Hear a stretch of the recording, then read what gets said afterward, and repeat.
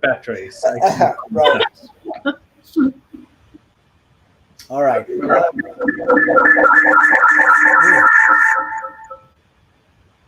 What was that?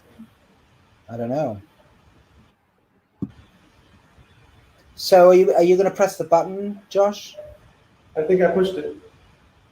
Oh, so Yes, real life. can somebody in the chat just confirm that they can see us? Anyone in the chat just say they can see us? Oh, good. All right. Fabulous. Should I start, Please. Ida, Josh? Okay, so welcome everyone to the inaugural session of the Learning Salon. I'm going to try very briefly in a faltering way to explain what we're trying to accomplish here. And when I say we, I mean me, Josh, Ida, Knaka, and Brad. It'll be 5 of us, and Konrad is our inaugural guest. I can't quite remember exactly how we went from 0 to 60 in less than 10 seconds to get this off the ground, but it was, I think, precipitated by some kind of Twitter stream that I was late to the party about. But in the background, you know, Josh and I are both at Hopkins. Ida and I have been debating on, we met actually on Konrad's Neuromatch inaugurally. And what we realized is that there is a space for debate that we described as the vertices of a triangle, which is basically systems neuroscience at one vertex, psychology, cognitive neuroscience at the other, and the ambitions of AI at the other vertex. And hovering above these 3 vertices is philosophy of mind, which informs, I think, all of them. We feel like there's a sort of urgent need to have a dialogue between those 3 vertices and the philosophers of mind. It's, in my view, more necessary probably in this field than any other. I mean, I'm not aware of philosophers of the liver or the kidney, or lots of debate about 2 ways to think about those organs. But the interesting thing about this space is that there are people who work on mind, people who work on brain, and some people who believe that one will entirely subsume the other. And so we feel like we need to all get other people's perspectives and listen and maybe see what we can do together. And the projects, as we saw them, were mainly twofold. One is, can we come up with some sense of what it will mean to understand how the brain works? And I sort of feel that what people really mean when they ask that question is, how does one get mind out of matter? How does one get that suite of cognitive abilities that humans have that we call thinking? Some people call it, general intelligence. Decide what you want to call it, but those features that are accentuated in humans, that are studied by psychologists and are responsible for all of culture and art, can we actually get these understood through brain work?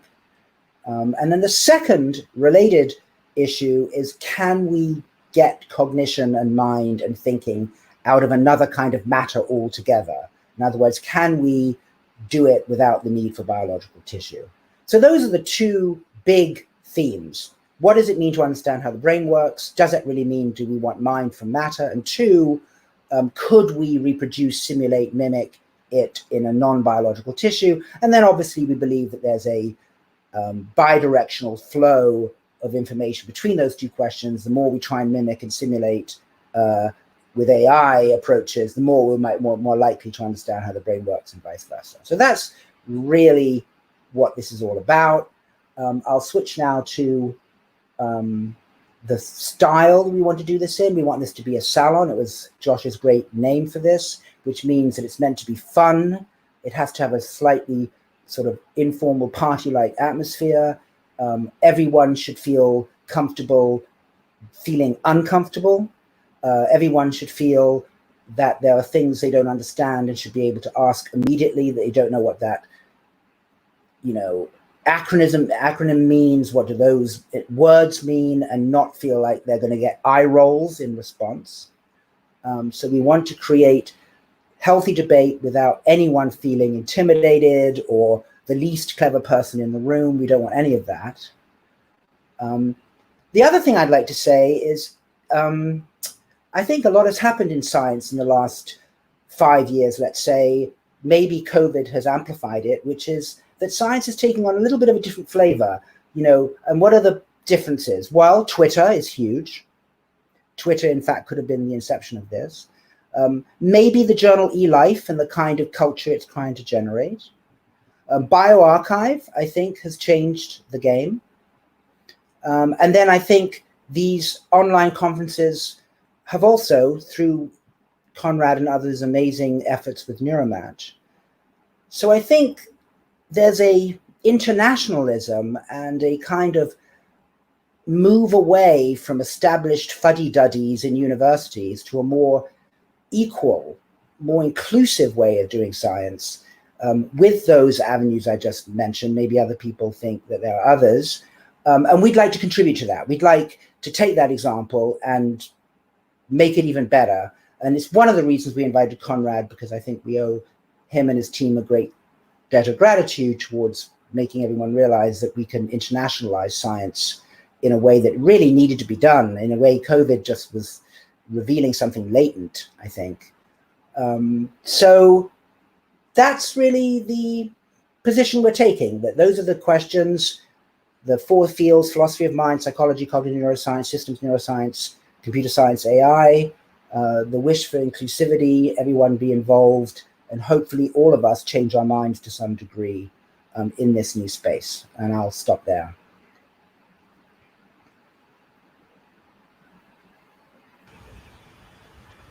Ida, you want to tell us more stuff? Sure.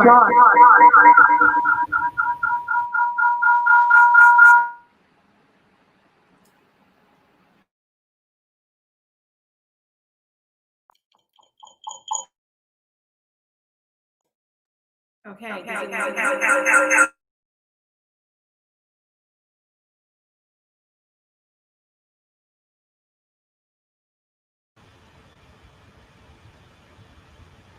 Ida, maybe when you're speaking, turn your speaker off.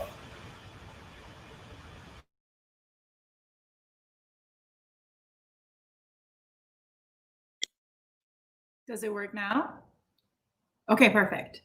Hi, everyone. I'm Aida Mohamed-Nejad, and I'm very delighted to host Konrad together with John and Joshua today.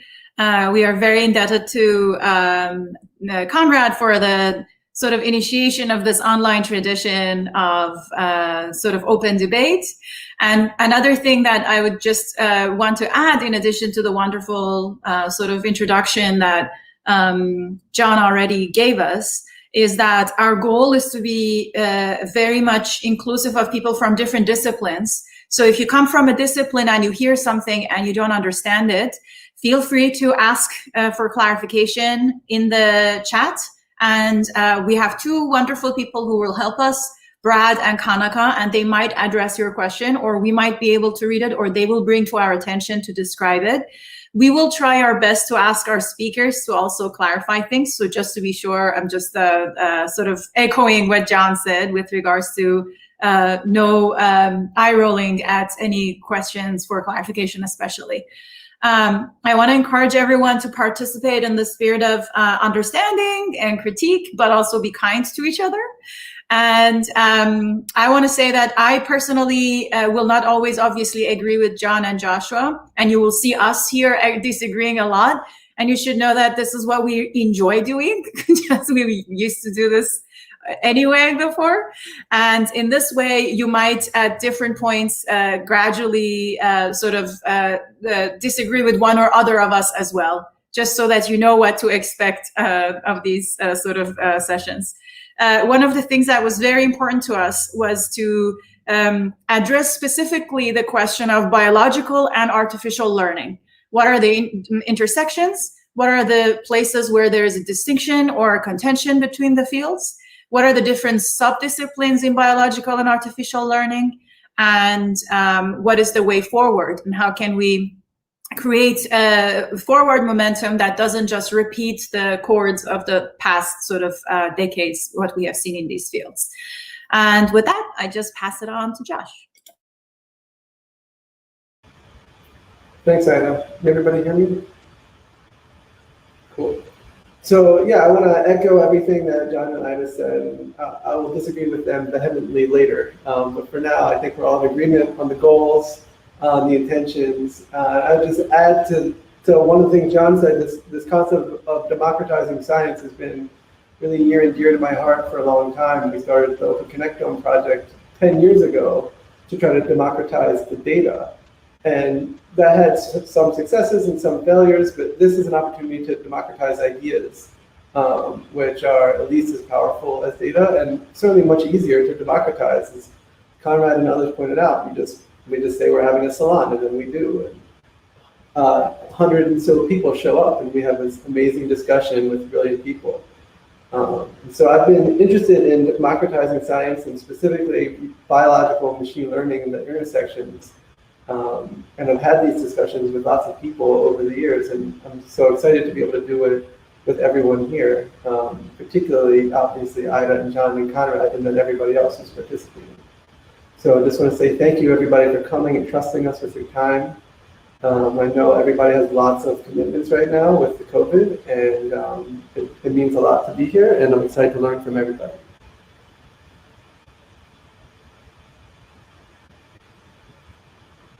Konrad, you're up. Awesome, great. Well, it's great to be with you here today. I will be talking about two projects, and one of them, and both of them are in a way at the intersection between kind of like an AI way of thinking and a neuroscience way of doing experiments. And so let me share my screen. I hope this will work well. Share screen, share, and then I need to Keynote and share that. And unfortunately, I can no longer see you, so I'd love to hear that you actually can hear and see my screen. I need someone to say that into their microphone because I can't see the chat. Okay, great. So today I will talk about some fundamental problems of in neuroscience. So like every project that we ever do, like that any scientist ever does, we don't do that in a vacuum, but we stand on the shoulders of giants. And the first project is about, could a neuroscientist understand a microprocessor? And it really, the title, some people didn't like the title, but the title is just citing where citation is due, which is a fantastic paper, which is called Can a Biologist Fix the Radio, or What I Learned While Studying Apoptosis. It's by Yuri Lazepnik at Cold Spring Harbor Lab. And it's beautiful at thinking about the logic of science. Yuri focuses on like how molecular biology and apoptosis in particular are thinking about like the flow of information, if you will want to paraphrase it like that. And in a way, like they focus on they focus on like, I take a system, I destroy something, I see what happens, and I try and produce a diagram out of that. And the diagram that and this was a thought experiment, a diagram that an apoptosis researcher could come up with for a radio might look like this, where you have like signals going through various processes that all get like a little abbreviation. Molecular biologists really like 3 or 4 character abbreviations, and that is a model of the radio. And the question was, can a biologist fix a radio, with a strong connotation that no, they couldn't. And but this was a thought experiment. And Eric and me were big fans of Lazepnik's work, and we decided to actually make it happen. So what we did is we took the microprocessor, the 6502, and we used it as our model system. And we basically did the kinds of experiments that neuroscientists do on brains on the microprocessor to see what we'd learn about that, following the thought experiment of Lazepnik, who asked what would happen if we would study a system like a radio. So we actually understand from an engineering perspective microprocessors pretty well. Now we have main memory on the outside. We have a memory interface that gets stuff out of the memory and stores it back. We have an instruction part. We have an instruction decoder, which basically takes, oh, what I should do is like, the command is add 3 to register 2. What that now means is like I put these following electrical wires to on and these others for offs. We have registers, which is like the local memory in the microprocessor, and we have the math unit, the ALU, and ultimately control signals go to the ALU. It comes back. And we not only have like this big high-level model of how the microprocessor works, we really have a very satisfactory multi-level model for that. We have 1-bit adders where bits are being added. They consist of logic gates. The logic gates consist of like, here we have, for example, the AND gate, which consists of transistors. And now the transistors ultimately have a reflection in the hardware that we have there.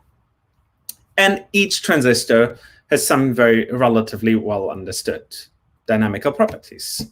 So now let's kind of do mock neuroscience on a microprocessor. We have 3 behaviors: Donkey Kong, Space Invaders, Pitfall. Now you can say in these things, all kinds of things happen in the microprocessor. And that's true. But if I do 2 alternative choice division tasks, all kinds of things happen in my brain. If I do a memory recall stuff, tasks, all kinds of things happen in our brain. So it feels somewhat similar. And then the first thing that we did is lesion studies. Neuroscientists do a lot of lesion studies. What we found is that there's a lot of transistors. If we lesion them, none of the 3 behaviors starts anymore. Not like the microprocessor doesn't have the capability to boot Donkey Kong. If none of them works anymore, we have this as just a black dot. Now, if lesioning it only prevents Donkey Kong from starting, we colored it blue. If it only prevented Pitfall from booting, we called it red. If it only prevented Space Invaders from booting, we colored it green. And what we saw here is we saw some specialization. Now, you see what the point is. In neuroscience, when we do those lesion studies, we're willing to make far-reaching conclusions. If we lesion it, X doesn't work. Therefore, there must be some kind of a specialization for X. The role of the brain region must be X. But here, it's clear that that statement is insane. Like a transistor is involved in adding a certain bit to another bit, maybe. That's what the transistors like in the bottom left do, for example. But so that idea would be wrong. Now, maybe it's right for the brain, but we don't know. There are certain assumptions, and if I had much more time, I could go through them precisely. There's certain assumptions that we need to make this kind of logic be correct, the logic of specialization. But that logic is clearly not true about the microprocessor, because this idea of like specialization for a game doesn't even make sense here. And in the same way, we are not thinking hard about what it means if in neuroscience we have a certain lesion result. Spike data. Now we can take the transition from the off to the on state, arbitrarily call it spike data. And yeah, the data, if we look at this in the microprocessor, looks remarkably similar to brain data. Like it looks like spikes. I went to a conference, gave that to lots of people, asked them what they think, which brain area it is. They think that basal ganglia is the best candidate for that. But you see, it's kind of rich and kind of weird. So let's see what else we can do with it. We can do tuning curve analysis. We take a transistor and we see, as a function of the luminance of the last written pixel, what's the activity of one of the transistors. And of course, we chose the well-tuned transistors to show you here, which is in line with what neuroscience papers do.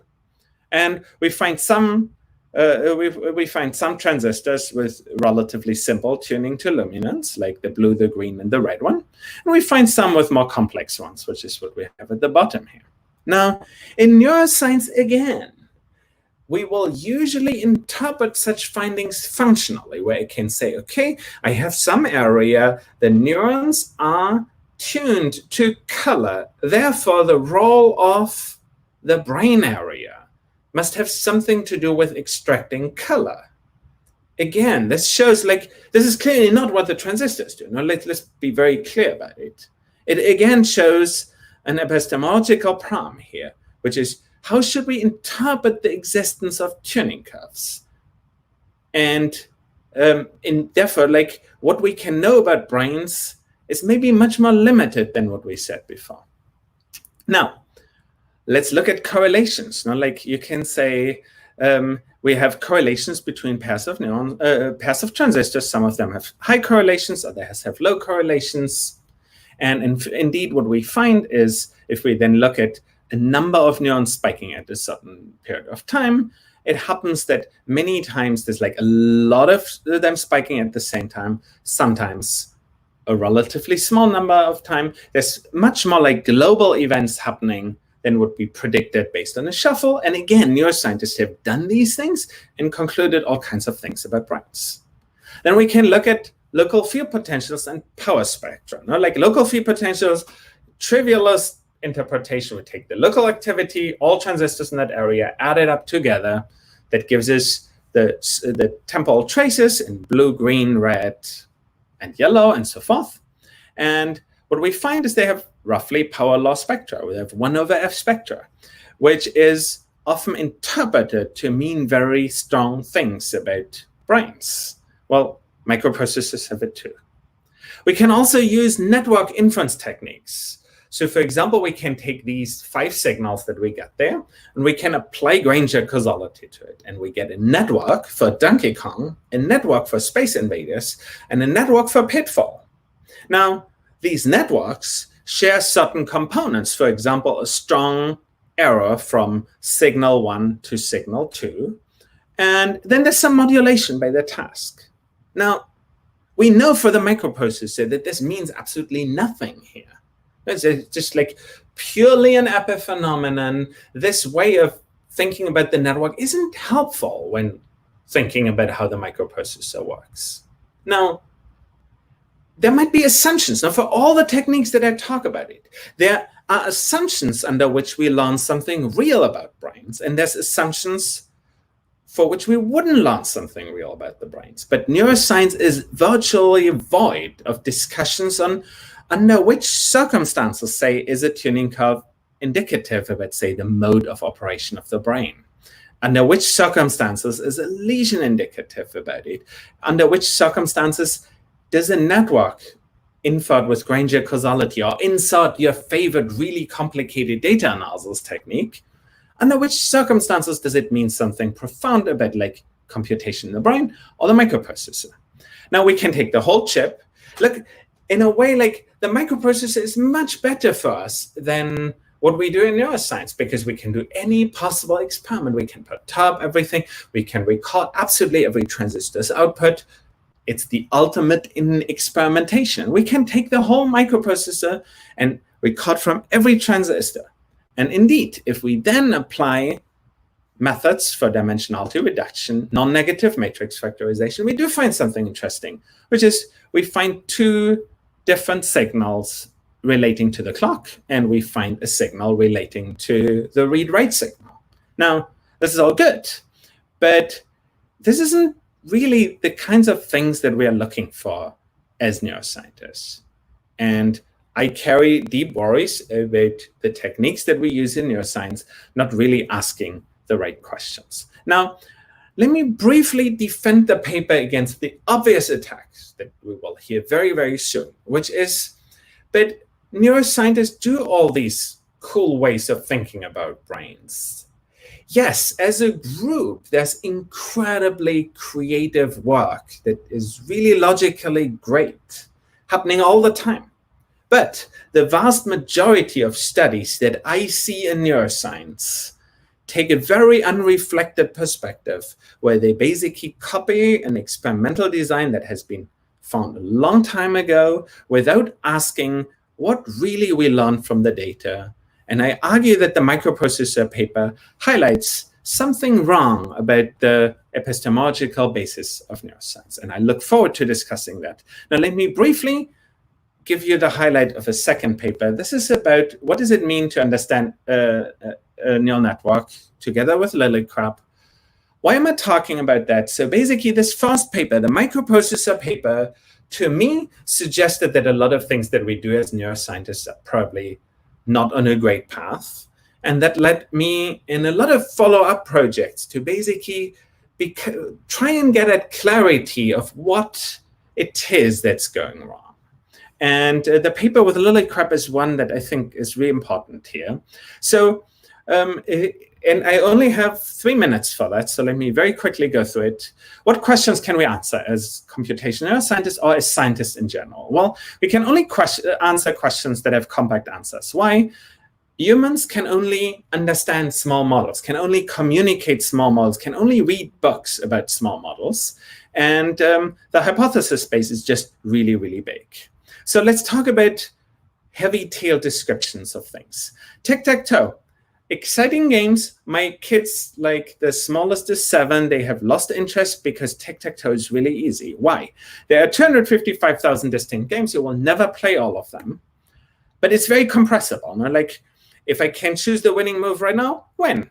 If I can prevent you from winning right now, prevent you from winning right now. Otherwise, when in doubt, take the middle. And when still in doubt, take a corner. Now, if you take those 4 rules, you will never be beat at tic-tac-toe.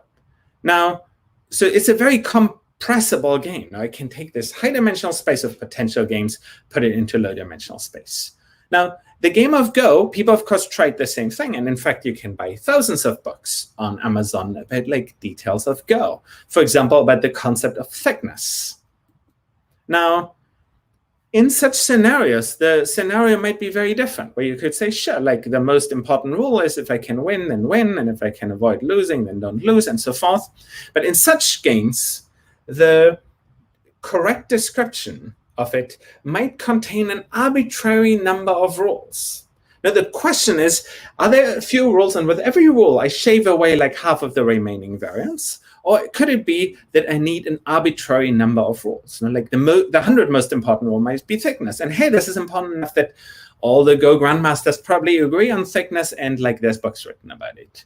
But number 1 million could still be something that is shared between all the Go grandmasters, in which case there can be no like compact theory of how to play Go. Now, let's talk about understanding neural networks. Now, you can say, in computer science, we have lots of approaches to estimate compressibility. We want to only briefly touch on that. We can use, say, distillation techniques. And indeed, we can take a neural network that maybe has millions of free parameters and make it smaller by a factor of 10 to 100. But it's a small amount of compression, which means now I'm saying that if we take a neural network that can solve the task that humans can readily solve, it cannot be small enough for humans to understand. And I know that this is a very old argument. It's just like that I believe that we can be more precise about it now. You can also, and we can empirically say how many bits we appear to need to, let's say, be good at solving, let's say, ImageNet problems. But like, there's a large space of problems that are more interesting. We can also say approach it from the other end, where you could say, well, how much information do we believe we store? Let's say 10 bits per second. Some people argue for more, some people argue for less. 30 years of life until like I look at your brain. So you'll have 10 to the 10 bits. That would be 10 to the 4 books. It's clearly more books than you could ever read. That assumes that you accumulate independent information at 10 bits per second. If you think you only accumulate 1 bit per second, that would be 10 to the 3 books. But what that means is if this is independent information, that there cannot be a model that performs at Konrad's level that you could compress into a really small number of books. Now, I should say a little of how I hope to get out of that. Arguably, all the bits that we have in, many of the bits that we have in our brain don't come through evolution, or they don't come from the way we are born, but they come from the stimuli that we interacted with, and arguably we can understand the learning algorithms that are there. Argument in a nutshell, read up Richards et al. If you want to see why we believe that if we have a neural network, it's really easy to describe it by the PyTorch code that makes it. It's very hard to describe it by the binary matrix of weights that are between the neurons there. And the takeaway, and I think it's a good way of kicking off the Salon with that, I think we should worry about philosophy. We should deeply worry about philosophy. Philosophy is a great fit for salons, and getting philosophy wrong is a way of setting up a field for failure. And with that, I'm very much looking forward to the discussion. Thank you, Konrad. That was brave of you. So, okay. If I recall, Josh, you had a journal club just leading up to this, where you discussed the first paper. Is that right? That's right. So it seems to me that you're fresh and brimming with all sorts of criticisms and concerns that came. So maybe, if it's okay with Ida, with you, we maybe find out what happened in the journal club that you had, Josh. Sure. I'd love to report. I just say that the journal club consisted of a number of people in my lab, Ida, Kanika, and one of Kanika's students, and so I'm reporting on behalf of everybody. These aren't necessarily my ideas. I'll take credit for the bad ones and blame for the whichever way it's supposed to be. I'll take blame if I say anything dumb, but the credit goes to everybody else. So I'll first just start and say I really do love the paper. I thought it was very thought-provoking and very interesting, and I think that the question is brilliant.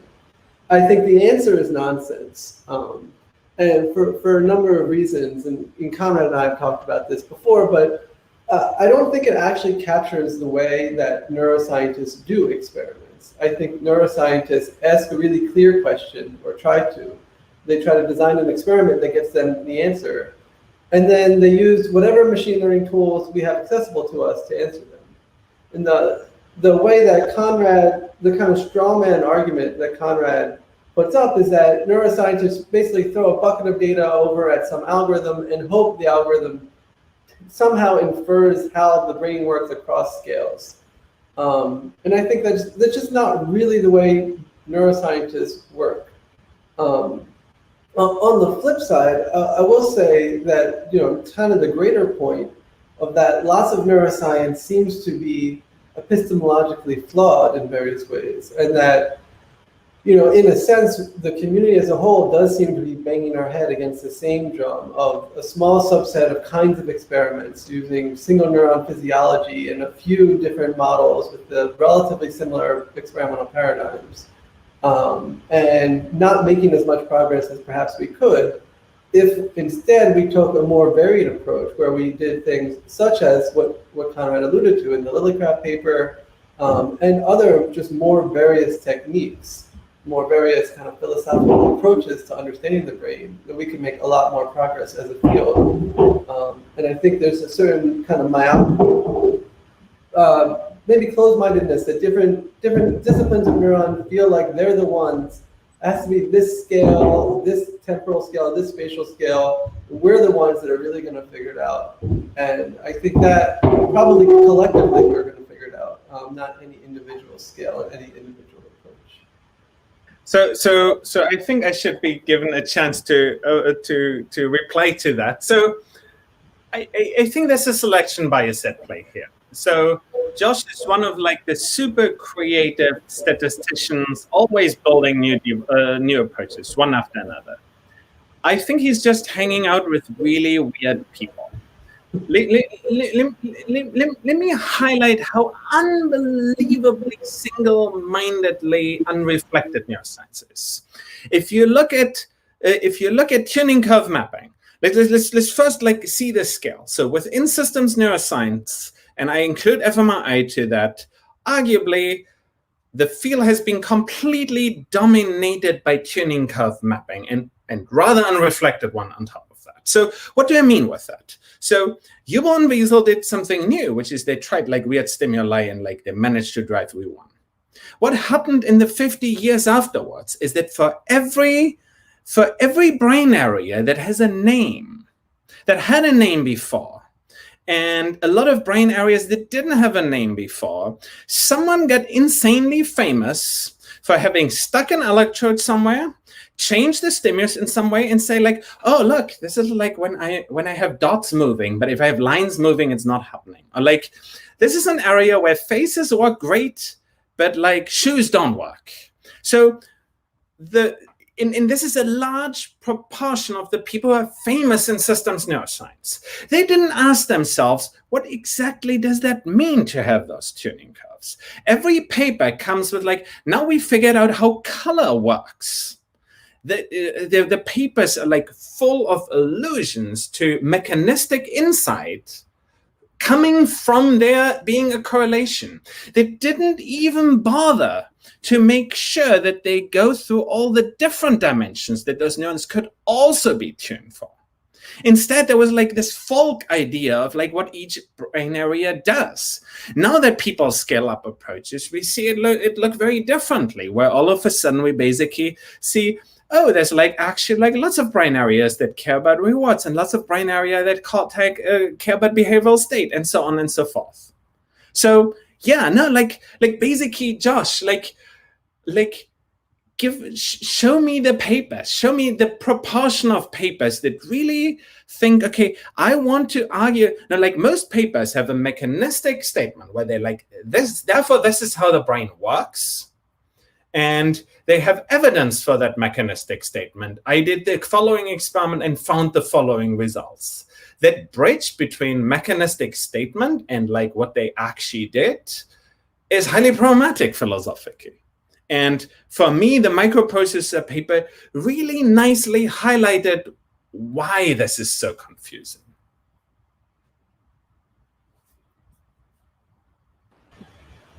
So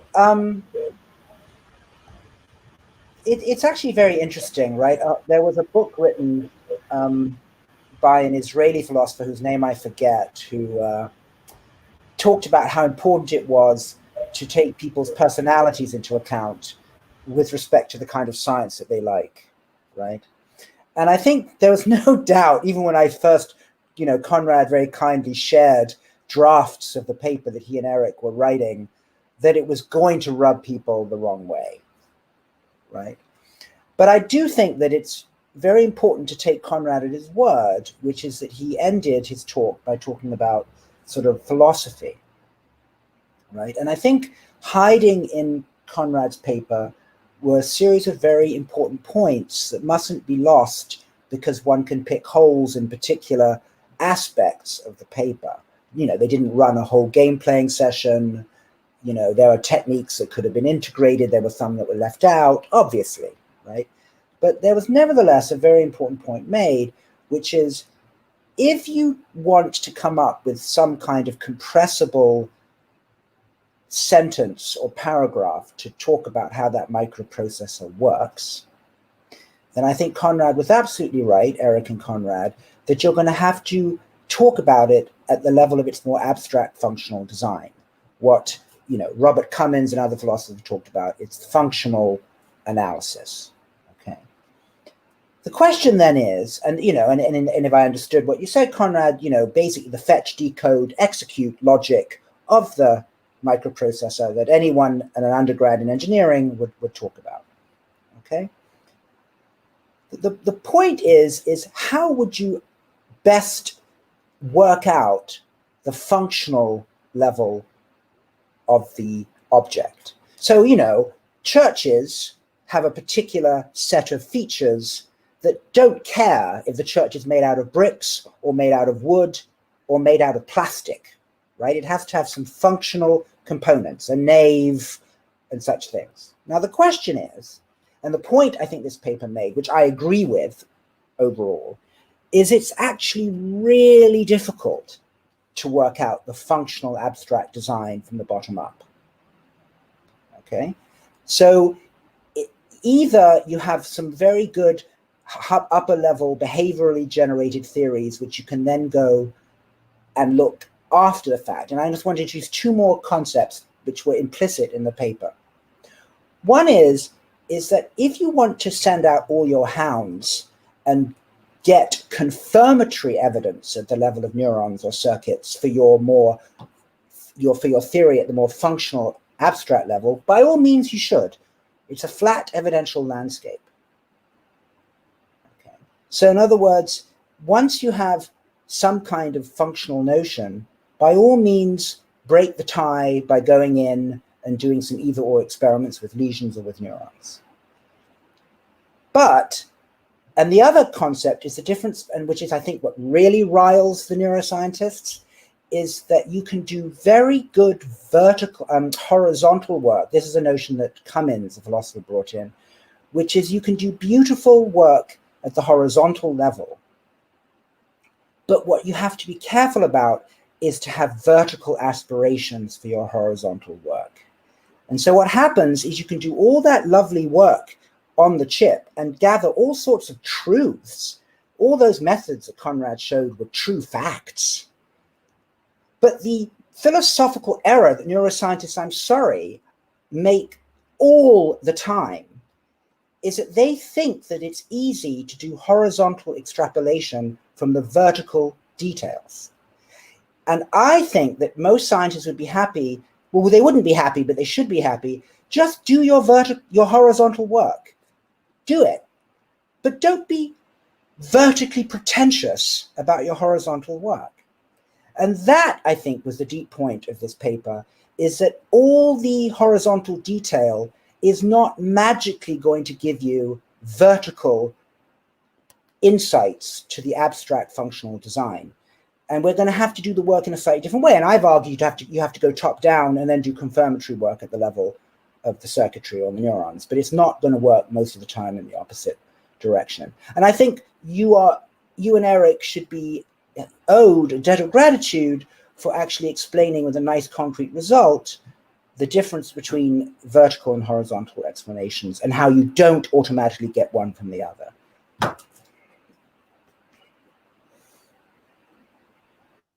So I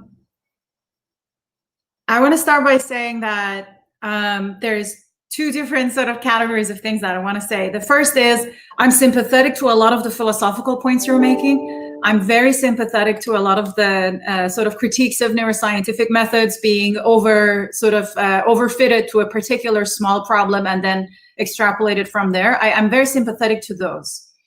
That said, the specifics of the paper, I have some critiques about. So there is the philosophical point and there is the specifics of the paper. And I think it seems like we're all somehow in some form of agreement, but as I see also in the chat, the disagreements seem to be in whether we are being precise about the sort of the critique of neuroscience or not. So just to talk about a microprocessor and 3 games, and let's say Donkey Kong just because of as our sort of handle for it. So when we talk about natural behavior that has evolved and together with the brain that it evolved with, and it has evolved in various species who get a lot of brain damage throughout their lives. Usually when you lesion some area, it doesn't shut down the whole system. The system doesn't stop booting. On the other hand, when you have a particular software, a behavior that has a particular algorithm, if you basically, you can figure out how to change aspects of that behavior by impairing some parts of it. So there is a difference between that and the microchip in that it's not that if you just damage some part of my prefrontal cortex, I just don't wake up anymore. There are some parts of my brain that are that off button, just don't get into my brainstem. But the rest of it, it seems like there's a lot of it that doesn't. Another point on that, again, it's similar, it's in the same sort of realm, which is that Donkey Kong is one of virtually infinite number of games you could sort of build on the same microprocessor. Humans, I'm one of the people who argues for specialness of human architecture in the sense that it can have a lot of different algorithms on the same hardware. But I think in some animals, there is more limits on how many algorithms you can actually have on the same hardware. And so there are limits. The kinds of software that you can actually arrive at on these animals is much more limited by the hardware in ways that they have co-evolved together, in fact. So there is a closer relationship there, as opposed to humans and Donkey Kong being on the end of this, where a microprocessor is just not evolved for Donkey Kong. It's just like it's built for other purposes. Donkey Kong happens to be one of those things. So I wonder whether you should have lesioned the software, like a for loop, and figured in order for this to be actually sort of comparable, as opposed to lesioning the entire microprocessor. So one for loop would have made that particular sort of screen shut down. One for loop might have, lesioning another sort of line might have made the color go off, etc. Right?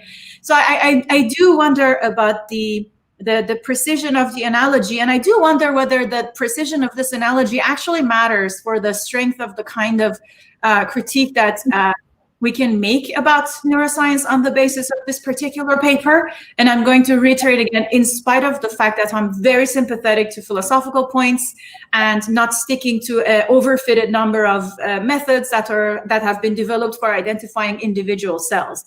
Although those studies in themselves have been useful, I don't do those kinds, and I don't think that we should overfit all of our methods to them. I think still the critiques that I mentioned maintains for the paper. Yeah, so let's go at, you made a whole bunch of points, beautiful points. But let's say the first thing that's obvious. The brain isn't a microprocessor, no? And we never made that point, and that would be a really stupid point. The crux of the question is, are there things that we know to be true about the brain that fix a logic that we know to be wrong for the microprocessor? Okay, and now let me get at the parts of your argument. Now, there was one part, like, should we have perturb for loops? Well, take humans. Should we perturb, or like animals, should we perturb cells or brain areas, or should we perturb the thoughts? Maybe the right way of doing experiments is like go and say apple, and that's like a perturbation, and like use that as a means for perturbation. But we don't know that. Now, like, we still do optogenetics, and we still do single cell perturbations, and we still do electrophysiological perturbations. So is that level of uncertainty, are we perturbing at the right level? That is a problem that is perfectly shared between analyzing brains and analyzing microprocessors. No one knows that we perturb the right thing. No, maybe we should perturb manifolds. In fact, like, I'm sure we have a lot of people in the audience that think we should perturb manifolds. Maybe we should perturb thoughts at the very high level, and I'm sure we have people in the audience that think we should do that. Maybe we should perturb what single cells do. Maybe we should perturb single molecules in the synaptic cleft somewhere. So the problem exists.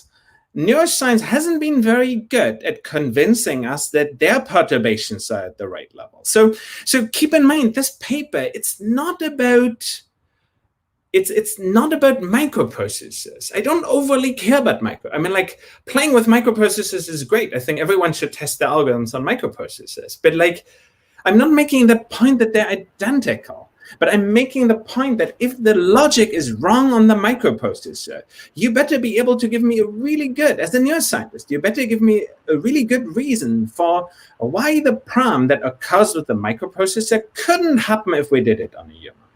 And the second point that you mentioned, which is beautiful, is about evolution and co-evolution. And it's true that in biology, we have two kinds of causation. And there's Ernst Mayr wrote a beautiful book about it. It's called What Makes Biology Unique. It's a fantastic book that I'd recommend for everyone. You can say in biology, there's two arguments that are permitted. The first one is I look at it and I see the following, and that's what it means. And that's the bottom-up thing. No? I look at the data, I do my measurements, gives me insight. There's another way of gaining insights that is like, I have understanding about the ecological niche in which something is happening, which constrains the set of realistic models. Zizek is making a third argument, which is like a historical argument, which is if there's other animals that I understand in a way, it allows me to carry over some understanding from them onto the others. Now, all of them, I could make the argument that it's the same for the microprocessor. Now, like, the microprocessor doesn't exist in a vacuum. It exists in the background of people already coding microprocessors. And therefore, the kind of primitives that are given on microprocessors are colored by the way humans code text, code programs. And in fact, if we think about like human needs when coding in early processors, we might learn a lot about the architecture of a processor. But the question is, let me go one step further and take what you say for granted. It would help us if we would know something about the co-evolution and so forth. Show me the neuroscience papers that productively use such insights to make progress at interpreting data. I just want to say one thing, Konrad. To defend you one more time. I mean, I don't think either. I certainly don't think Josh or Ida have to review one fraction of the traditional neuroscience papers that I have to. So I believe that they're in a slightly, I find it quite ironic that and I have argued that understanding, if you believe it's that algorithmic flow diagram for the microprocessor, is that people do, I think, want some algorithmic sense of what's going on, right? I'm going to step out on a limb and go that people kind of want an algorithmic flavor to their explanations. And you made the case that it's extremely difficult to reproduce that algorithmic flow diagram from the kind of data that you showed. And I can tell you, vast numbers of neuroscience papers, Josh, never get close to an algorithmic sentence at the end of all their data gathering. So I think empirically, and I once counted papers in a journal that I won't mention to see, and it was woefully small number. Okay, so from an empirical standpoint, I actually think that Konrad's on good ground. This is an unusual audience because everyone's operating way up at level MAR 1 and 2. Okay, and what Konrad was doing is saying MAR level 3 is a very difficult place to make 1 and 2 inferences about. Okay, so I mean, I think that was really, and I think just the irony of the kind of extremely concrete attacks that paper got, the kind of attacks it got, in a way, revealed the truth of his criticism, because he got the same kind of logic that neuroscientists engage in attacking it. They didn't see the broader philosophical point, so they got all concrete on his ass about microprocessors, right? But that wasn't really what he was doing, right? So I think, in a sense, the paper revealed two things: the problem of going from implementational levels up, and the fact that people are just so concrete when they read what was basically a scientific fable. May I, John? Yeah. Thank you. So I tend to think that, again, the philosophical point is well taken. I do think we need some level of precision. And I think that in your response, Konrad, you misunderstood what I was saying. I wasn't saying that evolution binds hardware and software in biological creatures, therefore neuroscientists have done a great job of using this. No, I was saying neuroscientific methods that perturb at certain levels are more likely to reach the software level perturbation because of the fact that these two things are closer to each other, especially in lower level creatures. There is a notion of natural behavior in biological creatures such that that doesn't exist in a microprocessor. It just doesn't have a notion of a natural behavior. You can define whatever on top of it. So that was the point. It doesn't have to do with claiming anything about papers that do it better. I think that critique holds. In addition to something that you said, it seemed like you were saying it in defense of the paper, but I think that's a critique of the paper, which is the idea of level of perturbation. So in neuroscience, you're totally right that there are fewer people who work at this level or that level. It's just like some people prefer to work at the level of cells. Some people like to overclaim or overfit what happens at the level of cells to the entire sort of complex functions. I'm not one of those people, obviously. Some of us, like me, I like to work at the level of algorithms, then test in behavior, and then test in at the level of neurons. So go from the top down. There are different approaches. So I don't think that there is a unified way in which all of neuroscience is using one level, and there is no way in which all of them are using it for the same reason. So there's reasoning behind why would I perturb at this or that level. And behavioral perturbations are pretty similar to yelling apple to someone. So I think that you're totally right in identifying that there are different levels of perturbation. My understanding is that I didn't see that, I think, in the paper. I think that you were mentioning understanding and what is the notion of understanding a system, but you weren't mentioning that depending on your goal, you can perturb at different levels. And do I think that's a huge thing that makes your paper sort of unreadable? No. So at the philosophical point, yes, it still stands. But I think it's also, I empathize with people who think, oh, but the analogy is not quite right, in spite of the fact that it provokes a lot of thought. So those were the two things that I wanted to say. I think that there's a misunderstanding of what I meant by the link between behavior and sort of, I guess, I would say natural behavior, software, hardware in biological creatures versus microprocessors. And second, different levels also exist in neuroscience. I think maybe because there's an enormous number of questions coming in, maybe, I don't know, Josh, Ida, how you should do this, but maybe Brad and Kanaka can maybe guide us into the ordering of the questions for Konrad, because there's a lot coming in, and I'm not anywhere near as good as some of you veterans on this kind of platform on how to prioritize the questions. So questions are upvoted, but I just want to say that Adrian Farrell has been saying a lot of interesting things, and maybe once we address the top voted questions, we could perhaps have their perspective too. Of course, I'd listen to Adrian at any time. She could go to the top right now. Okay, so should we go to the list and just go in order? Is that how it works?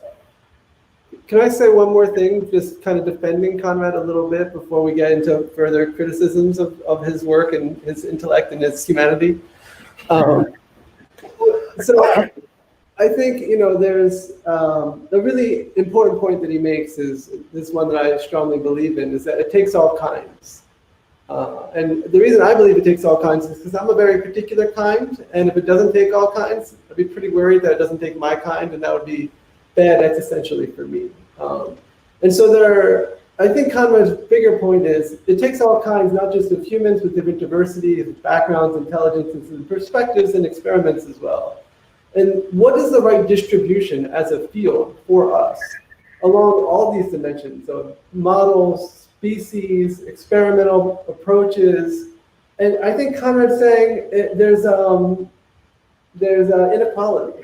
There's basically a neuroscientific inequality where we focus almost all of our resources in this one particular kind, and that we should really have a more social justice, democracy kind of perspective where we really invest in lots of different ideas from lots of perspectives, and we'll make more progress together as a field. And I think as much as I like disagreeing with everybody else on screen, I think we all obviously agree to that. And the question is, how do we get there, and how can we promote that idea more? But that's why we wrote this paper. No? Like I'm 100% with Josh. Like, why did we write that paper? We have seen, both Eric and me, basically thousands of tuning code mapping papers that just did the very same logic, new brain area. It's not very long ago that you could get a Nobel Prize for tuning code mapping.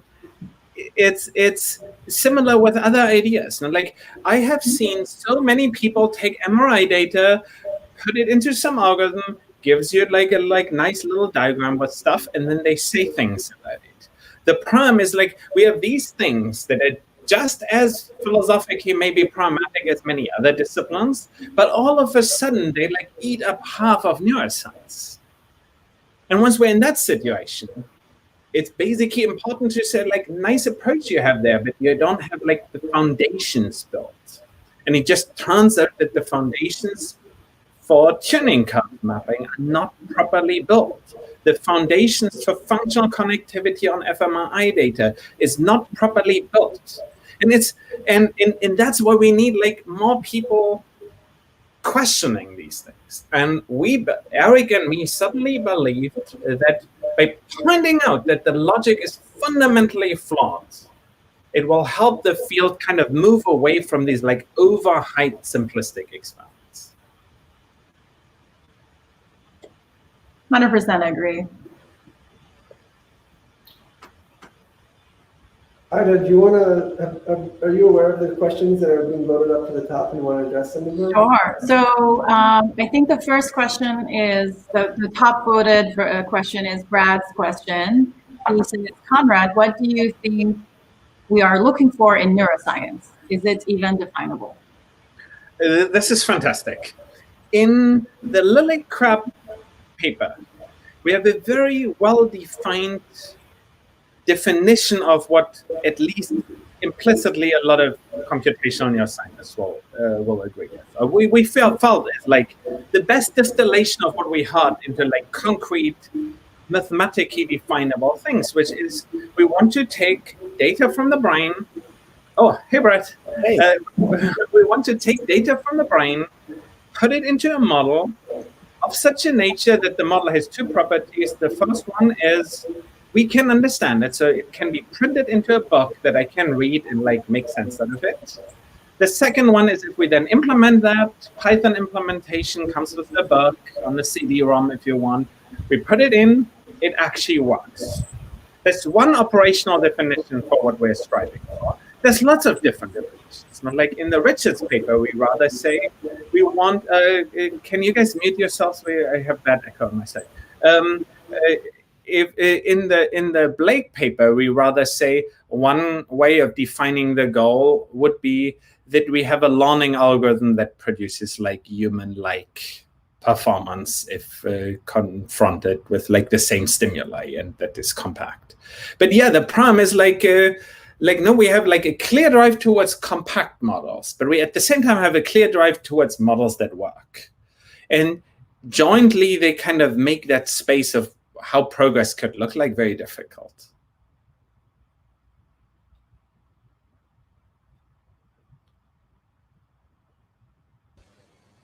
Right. So am I coming through? Yeah. Okay. Yeah. So I mean, I'm always thought back to the example of the simplest way to build a model of the brain is just to have a baby, right? Like I mean, there you have a complete thing, right? So if your goal is to create, I mean, let's imagine that you could create this Python algorithm that would essentially simulate the fundamental properties of a mind. Presumably, that code would be way too complicated for a person to understand. Right, so I think that simply the goal of just creating that one system that you could hand over to someone else physically still doesn't quite get us to where we want to be as a field, because we need that information to be digestible in some way. I guess, are you assuming that all of the information, are you specifying also that everything within that specification, on that CD-ROM, would be understandable by the sort of average computer programmer? With not like dedicating their life to that process of understanding that code? I'm perfectly fine with someone dedicating their lives. Not like all of us have dedicated our lives to that very problem. Like that's okay. If not every coder can understand it, but Brad and Josh can understand it, my life would be well spent. I would write this book that the two of you would read it and like, yeah, that's how the brain works. And you'd buy me beer and we'd all be happy.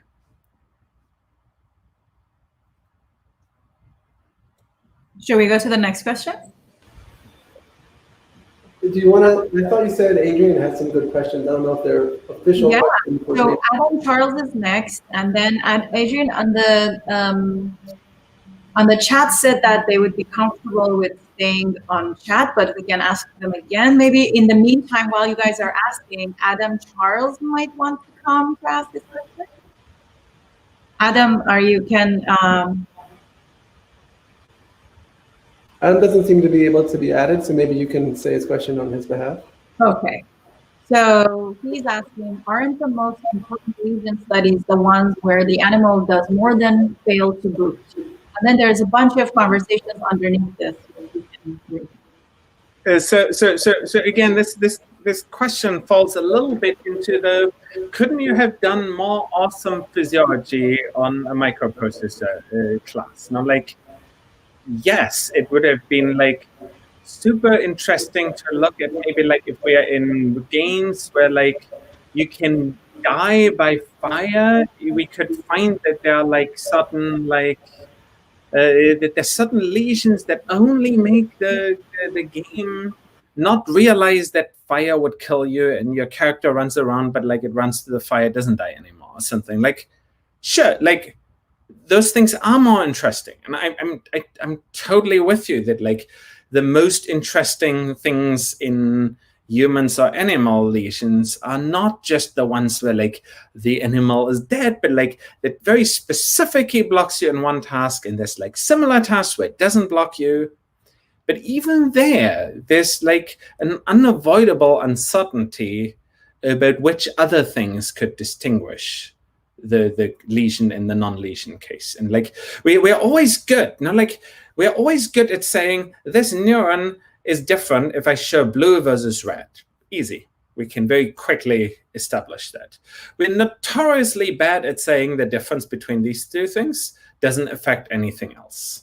And the same thing is true for a lesion. Like I lesion some area, you can do a memory task of one kind, you cannot do the memory task of the other kind.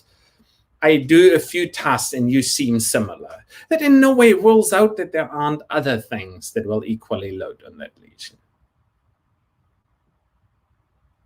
The next question is very similar, I guess, in spirit. So I'll just mention it and maybe you want to address that. But, the person says that you basically address this, but I'm just going to read it. It's from Aaron Wong, and they asked, wouldn't a better comparison to neuroscience be whether you can play the game where you can examine input-output relationships rather than just seeing whether the game boots? But then you answer that question. So I'm going to go to a question by Zach Zeisler. I'm doing the German pronunciation. I hope that's correct. I've been reading Bojaki's The Brain from the Inside Out, which posits another similar epistemological issue with neuroscience, that we are trying to map human-invented concepts onto brains that may or may not work that way. This seems to align well with Konrad's idea about not studying the brain in the right way. How do we resolve this conflict? Yeah, so let me first highlight why it's necessary. So in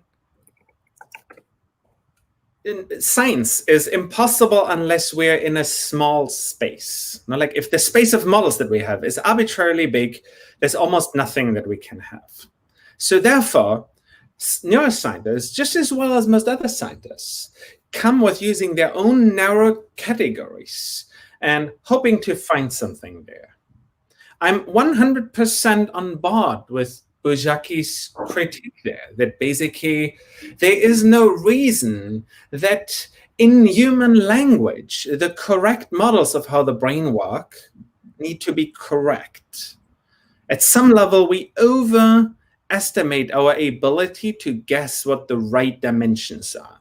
And if you want, like we find that, like now people record from more and more neurons. They record in higher dimensional stimulus spaces.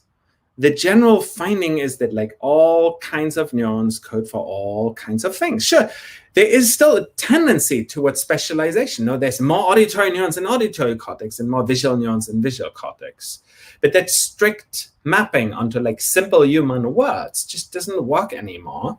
And the more we move towards like more complex stimuli, the more we find that these old categories just don't work anymore. And that's it's a central logical mistake in neuroscience that like if you want the fable, as I believe John called it, like highlights that basically the fact that we can change something in the stimulus or in some dimension, and we find changes in the system, just doesn't afford us to say much about what happens otherwise.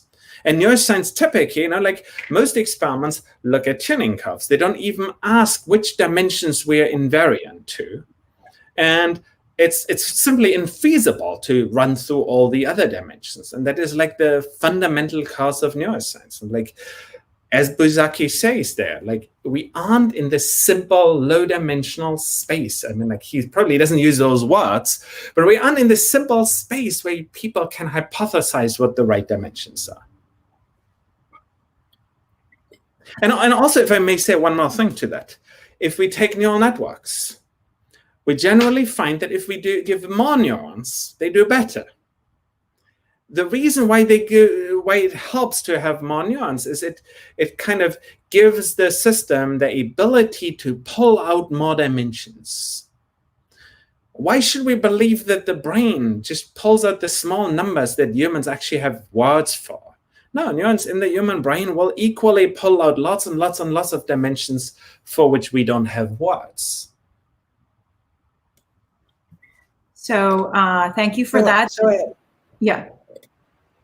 Well, I was just going to say, I think just for the sake, there are two different points I think you're making at the same time, right, in your responses in the paper. One is, should we be trying to obtain insights about the overall logic of the chip by going in using neuroscience methods at the neural level? In other words, is that a sort of a reductionist fallacy? And I think there are a lot of problems with reductionism, which we can talk about another time. But you're making a second point, which is the Buzaki, the Romain Brett point, that there's something actually problematic about looking at tuning from the point of view of the observer, right, Konrad? So in other words, there are two slightly different, and maybe a third point, which is that we make our experiments simple so that we can get tuning along one dimension and not worry about all the others.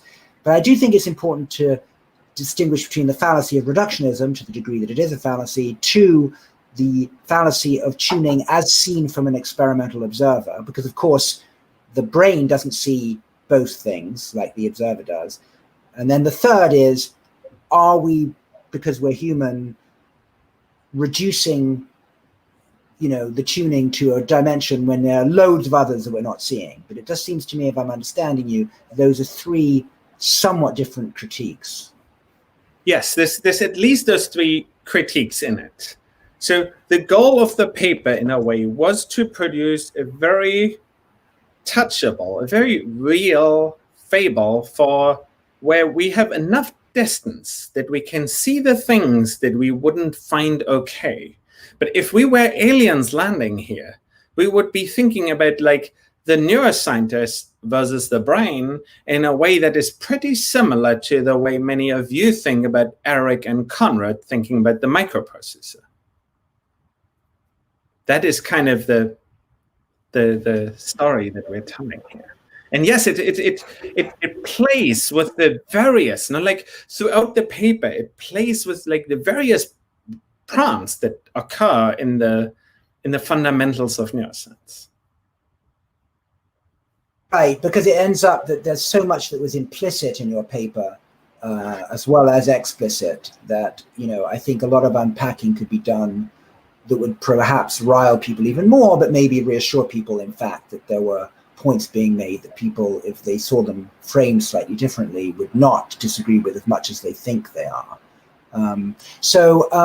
Okay, in terms of that list of questions.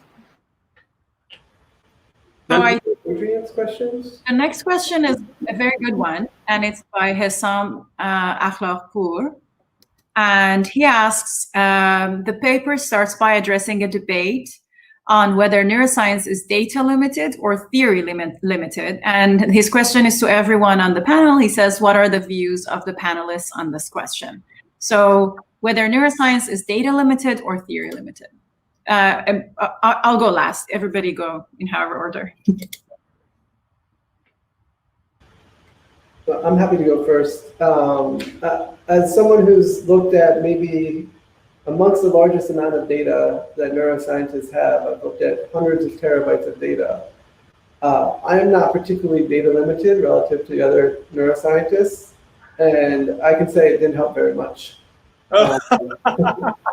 At least not me. And I think, Florian Engert made this point to me pretty clearly. He has a connectome of a zebrafish, or at least part of it. He's recorded from every single neuron in the zebrafish brain more or less simultaneously, and he still doesn't know how it works. I would actually say it's not that we're data limited or theory limited. I actually think we're question limited. And I think it's kind of Konrad's point too. which question do we ask of the brain? Because that's what machine learning is. It's a set of tools that allows us to ask questions. And if you ask the wrong question, then you get a nonsense answer.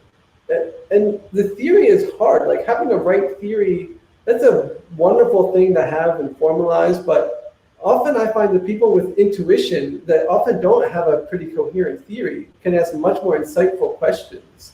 And so I really think, and not just in neuroscience, in science in general, it's a matter of which question to ask. And when you ask the right question, the answer is often simple and beautiful and doesn't require any data whatsoever. Like the double helix, for example, if you look at that paper, there was no data. It was just a question, what's the structure? And then there was the answer, it's double helix. You know, they stole it from the woman who did it, but the point is that a collection of people asked a really interesting question and the answer was really compelling. And they get the data from the woman who did it, just to be clear. That's right. Maybe the question too. maybe the question too.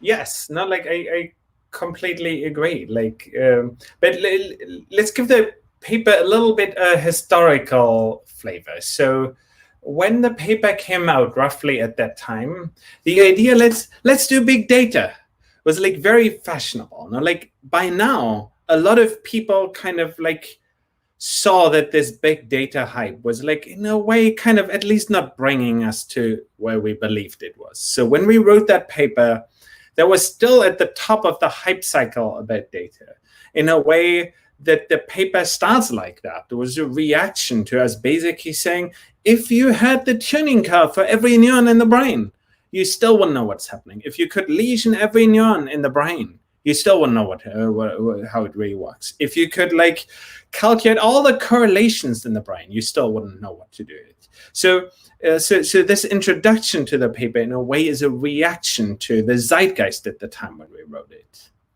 And now if you ask me, what about now?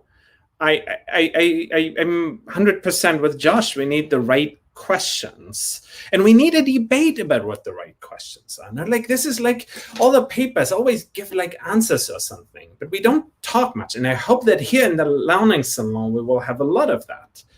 A debate about like what the right questions are. What are the questions for which answers can exist? For which to which level are there questions to which answers cannot exist? And both the paper with Blake and the paper with Tim Lillicrap ultimately try and brainstorm of like what the right questions could be. No, we may be wrong. With all likelihood we are wrong, but like at least we're kind of pushing against this. Which questions could we feel comfortable with?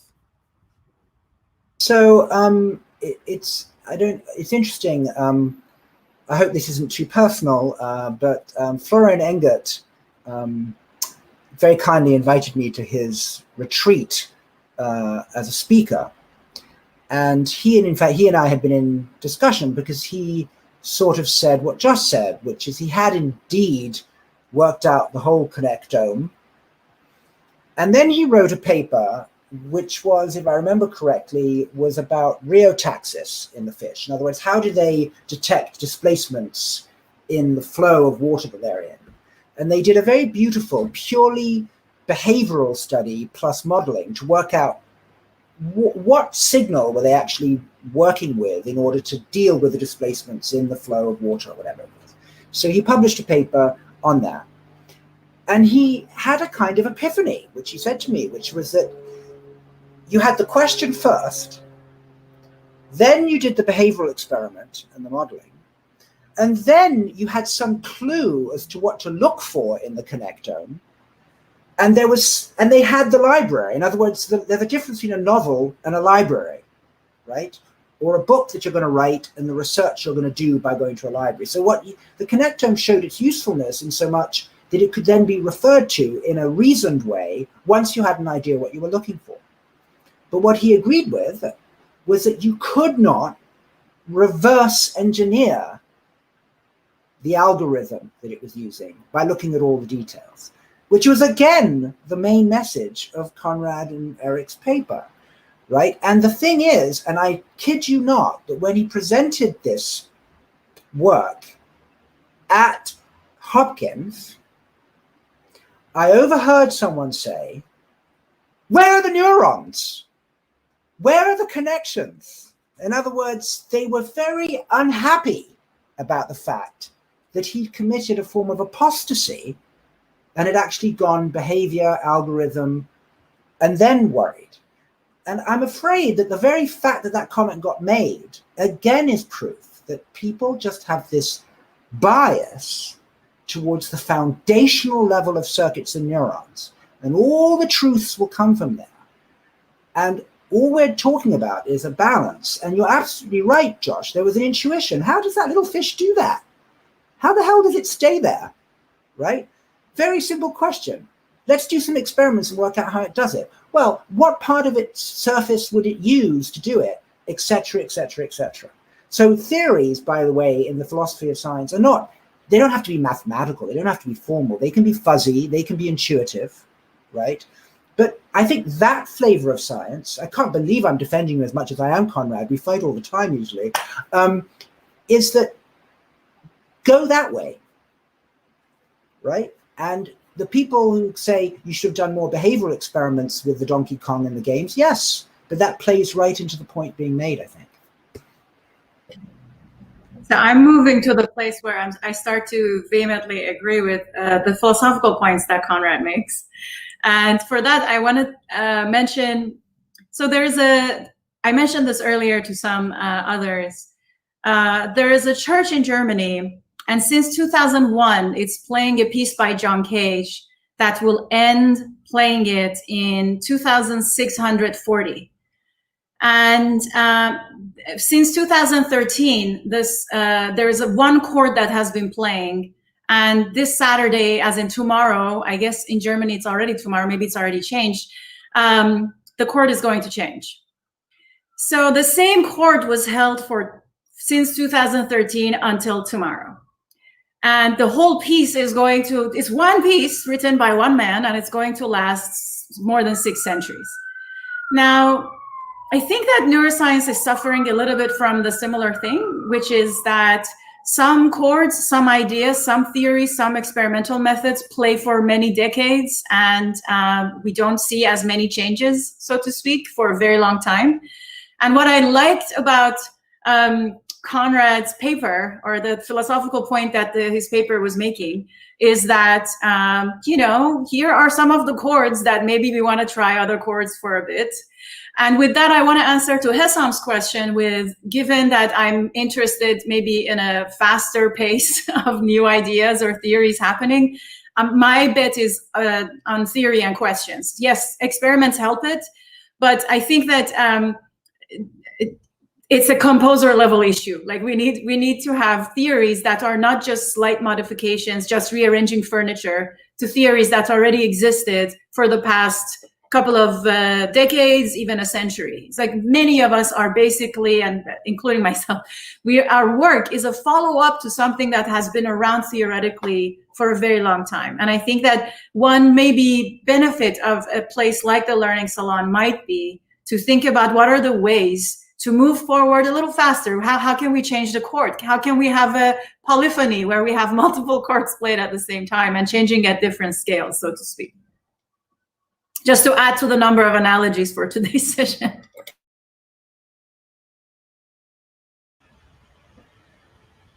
Konrad, are you answering?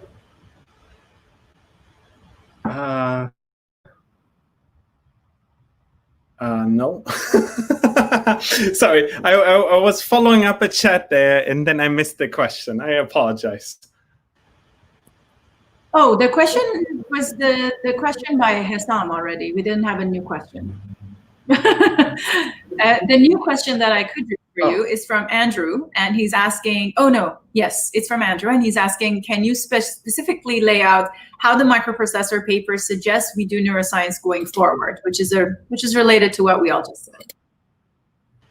Yeah, like I think, okay, what are the things that we, one way of going forward is basically take the microprocessor paper that, as John pointed out, was a fable for many different things. And like this, John listed 3 of them. I think causality is the 4th one. So there are many of these different problems. Like each of these problems are problems that we need to struggle with. And that means 2 things. for all the problems that are like implicitly mentioned in there, we should, as a field, try and become clarity about like what those problems are. And then we should ask to which level they can be overcome. Now, like John's natural tendencies will be that like he believes that there's a fundamental fallacy in the reductionism that guides the field. It's a great point, and I love his paper on the need for behavior, but it doesn't fully spell this out. We need to take that seriously as a community, and that's like one of the issues that the field has, one of the big, deep logical issues. But we should take all the logical issues that are in the domain of experiments that we currently have, properly think through it, and then see if we can address them. Now, let's say causal failure, that we build models, we take a small set of models, we see which model fits best. We can test them. We can perturb the system. We can see if we can, if our model selection criterion allows us to then test, to then predict what happens when we perturb. And in some cases, we found that to not be possible. And so yeah, I think we just need many more different experiments. But whenever something gets to be popular, we should do two things. We should make sure that it doesn't get over popular and like make sure that we don't scale up those approaches very quickly. The second one is whenever something gets popular, we should really strive to find holes in the underlying logic of that. What happens instead is that the field has like, as soon as a field has a couple of papers, whichever field that is, they all cite one another. Whenever a paper has a weakness that comes afterwards, they don't deal with the weakness. They cite all these papers before, and those are famous people that we love. And that's like, at some level, like the pushback that I get from people in parts is that it's sacrilegious, that I basically take famous people that inspire us, that like gave us the soul as a field, and take them down. And that's unacceptable in a way. And in reality, the fact that the giants of the past become unattackable means that a field may miss logical foundations, and no one ever is entitled to say there's a logical problem. Therefore, everything that's built on it doesn't sit cleanly. That's not possible. That's like the field have been designed to stifle that kind of criticism. So I have a logical follow-up to that question, which is, let's just say hypothetically you get, you're running, say, the Brain Initiative now, you have $1 billion. So you just said a bunch of kind of abstract things, but concretely, you don't like the way we're doing it. You have $1 billion, what should we spend it on? Okay, so if we want to produce something that is like a real body of research, we need to find a place where neuroscience can be simple enough that we can use the tools that we have as scientists, which are built for simple systems. Now, where could it be simple? Personally, I believe that studying learning instead of processing might be simpler because at some level, the learning algorithm that we have arguably are upper bounded in complexity by the complexity that we have in our DNA. So personally, if you gave me $1 billion, I would want to invest it into that space of like learning environment and human and performance. But if you ask me generally how we should invest it, I think we should invest it in areas where not too many neuroscientists have been writing similar papers, establish something truly new. And that could be on the network side of things. It could be, say, at the interaction between machine learning and neuroscience. There's a lot of areas that have had almost no interplay so far. But yeah, it's difficult. That's why I'm not writing Henry Markram style like $1 billion grants. I don't have the magical solutions, but I don't want the field to believe that the questionable insights they have at the moment are already the answers. And in a way, we get Henry Markram type things by making that fallacy. We see like a few neurons that have certain properties. We can cluster them into a bunch of groups, and their like human calculation just basically comes out of having enough of them. No, there's like these simple shortcuts will just never work. I think one thing that, Josh, hopefully with all these marvelous people who are on and the next generation and how would one spend money, I think it's going to have to be more about structure and incentives. In other words, I think we need to find a way to make younger people be safe earlier in their careers, give them longer runways, and be able to fail and have more team science. In other words, it's very ironic, right? When you look at Max Planck's and you look at Allen Institutes and you look at what Facebook and Google were trying to do by picking the most famous scientists they could and giving them loads and loads of money, right? Well, they're half right? It would be good to be able to have money to create long runways of time just to think and get things wrong. And then we would promote what I think you were getting at, which is pluralism, let many different ways of doing science flourish and let people be next to each other. So I think it's structural. We have to make it so you can be wrong, that you can take your time, you can go for a think, not just gather data, don't just do something, stand there kind of reasoning. That's what I would do, is I would make it safer and less threatening and less orthodox for younger people to do science next door to people doing other kinds of science. And God forbid, have philosophers and people in the humanities present in the same building. So that's what I would do with the money. I would create runways and safety and then leave people alone, the sort of Bell Labs idea, rather than saying, what's the right way and what's the right question, and you do this. I think that's what we have to do, because it's just getting so frightening to do science and when you're stressed, you end up being rigid and you end up not daring to be a nonconformist. And then the whole thing just spirals out of control. And that's what I would think. And I hope that we're able to raise that kind of money here, right? For the next gen. Right. But it's not only money. For example, there is this bias when publishing things. If you don't claim that you understand mechanism, you have no shot at top journals. And it's like every paper over and over again wrongly claims insight about mechanism. And that's just because it's an unspoken contract that every paper must be about mechanism. Why do we have this this set of chains? Why can't we do more interesting normative things? Why can't we do really interesting theory things? We need to give people, in particular the young people, the chance to be bold, not just on the funding side, but also on the publishing side. People need to be able to get an audience for non-standard things. And I hope that the new online initiatives, like what you do with the Learning Salon, Worldwide Neuro, and Neuromatch Academy, that all those will kind of open up paths for people to get out interesting research, even if the bulk of the fields disagrees with them.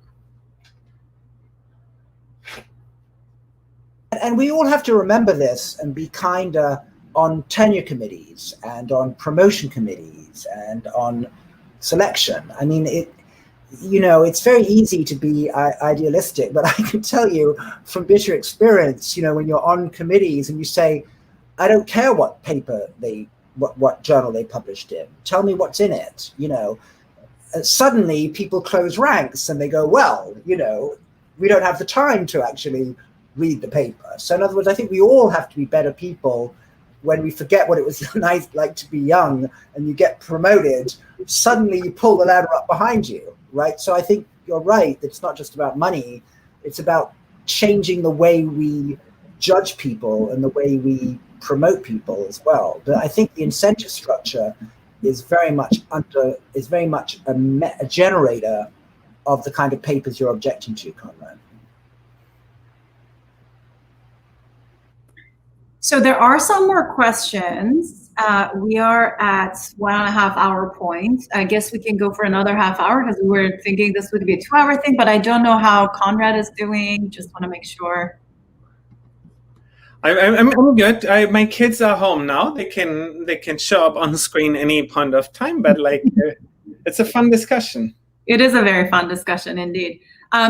Just if I may add something to what I said earlier, someone on so Kanaka on the chat thought that what I'm saying is that we just need to produce faster things. So that's not what I have in mind.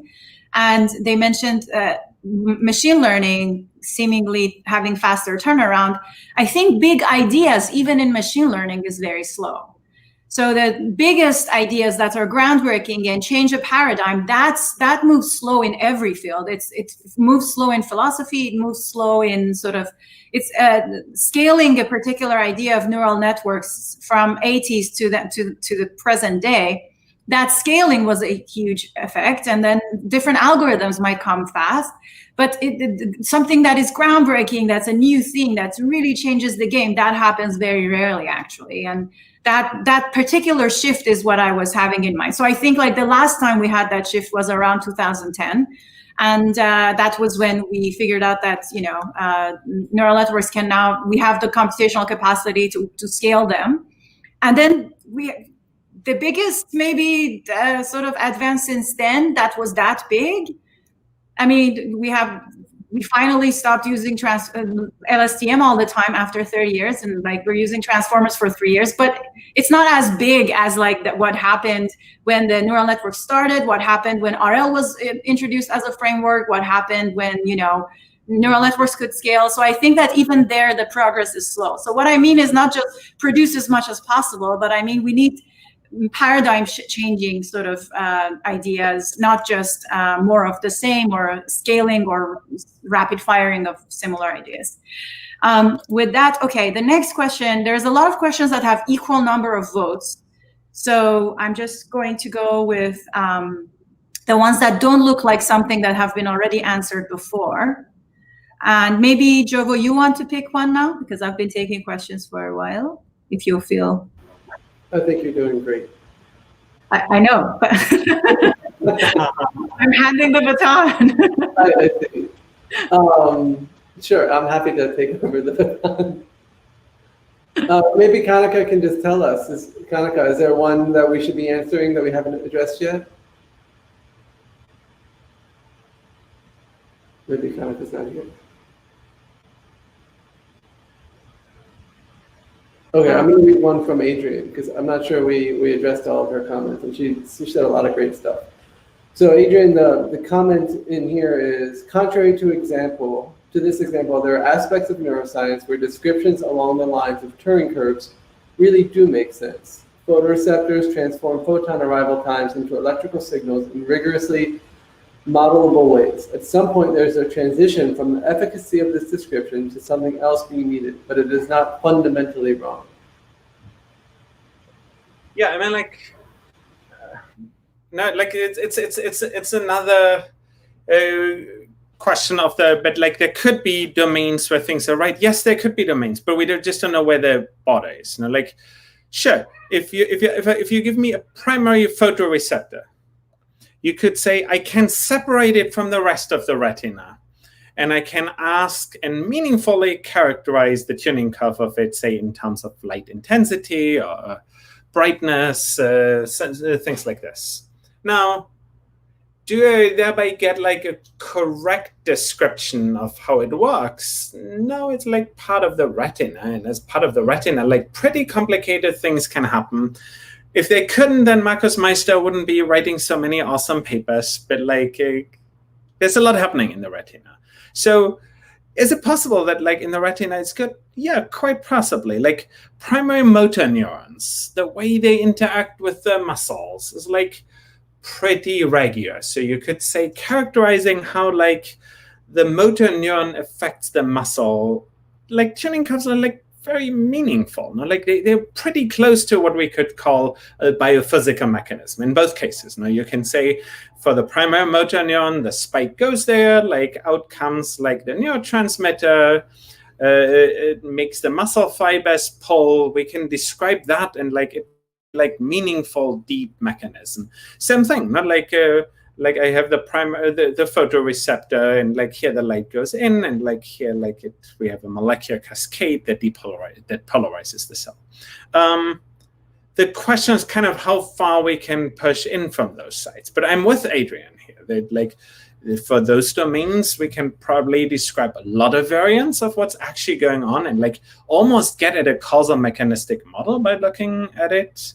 And then there's other domains where the middle of the brain, where like that is very hard to see how that could make sense. Great question, though. There was a wonderful book by Lily Kay, and it's called The Molecular Vision of Life. And it was about the history of Caltech and Linus Pauling, and how Linus Pauling was able to convince the Rockefeller Foundation and others that everything would be explained at the level of proteins. No, I'm not joking. I mean, yeah, right? But she basically wrote this wonderful history about this.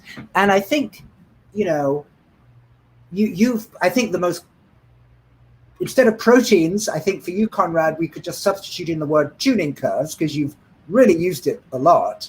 And I think the point you're making, and I think it's true, is that, the properties of single units as reflected in tuning curves to artificial stimuli have become almost the proteins and of lots of circuit level neuroscience. And now, of course, we're beginning to see a shift away from that. But nevertheless, I think that if it stops, and you made a point that other people have made, I think David Linden has made this point to me, that when you go to the periphery, these things are very useful, but as you get more and more central, they don't become as useful to explain the phenomena that you're interested in. The question is, when do you have to drop them for something else, right? Without getting rid of them completely. We just can't have a single vision of life, right? We have to have lots of them. Yeah. Anyway. One question that Tara asked, and I think people in the chat thought that that might be a good one to end on, that is in the chat and it's not in the question domain, is can anyone in here direct me to pointers that address how to develop good questions? I think Konrad mentioned his new paper with Blake Richards, I guess, but I think maybe you were talking about the paper with Tim Lillicrap. And so, yeah, so that's her question. And I think a couple of others also were interested in this being sort of the unified. So this is a fantastic question. Let me first plug something.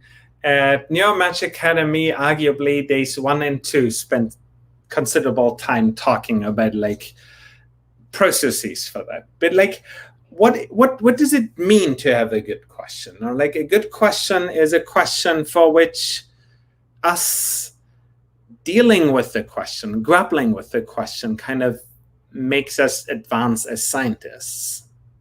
Now, this is very hard to compactly put into equations. Not like if we could build some algorithm that gives us the best questions, that would be fantastic. I just don't think that would work. But like good questions. Let's enumerate a few things. A good question is a question that not others ask at the same time. If others ask it at the same time, and it's not about like super time sensitive, someone else should answer it. So it's not a good question for me if someone else will have it. In fact, Dijkstra had 3 rules, and one of them is if given some time, someone else at least as competent as you will come around to solve it, you should move on to a different question. Massively violated in lots of areas. I strongly live by it.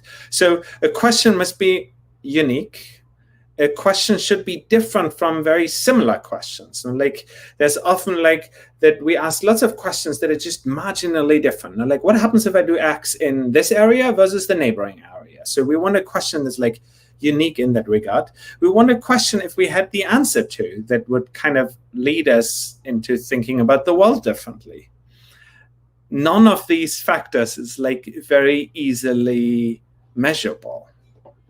No, and maybe John and Josh have like additional criteria for good questions.